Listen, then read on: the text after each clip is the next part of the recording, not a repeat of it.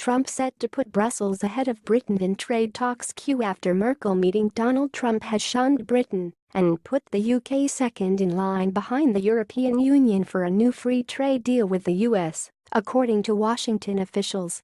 Backtracking on his previous opposition to negotiating with the crumbling Brussels bloc, the president softened his stance after individual EU member states rejected attempts by his officials to start talks on separate trade agreements. According to The Times, German Chancellor Angela Merkel managed to convince Trump at a private dinner last month that striking a deal between the US and EU would be simpler than he thought.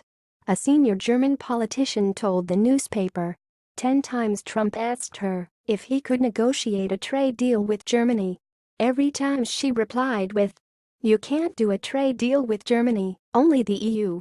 On the element refusal, Trump finally got the message. "Oh, we'll do a deal with Europe then." But this realization led the Trump administration to believe a trade deal with the EU would be more important to US interests than a post-Brexit deal with Britain, according to a top White House official. The news comes in stark contrast to Foreign Secretary Boris Johnson's claims in January, where after meeting Trump's advisors claimed Britain would be first in line for a trade deal. The EU is America's biggest trading partner, with US exports to the bloc last year worth $270 billion and imports worth $417 billion.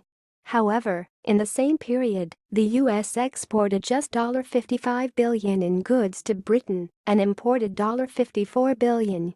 The developments now mean a new deal could be struck between the US and the EU, but reportedly could also mean a resurrection of the Transatlantic Trade and Investment Partnership (TTIP). Trump made scrapping the agreement a key pledge during his presidential campaign last year, but officials have allegedly claimed the White House has softened its position on the deal.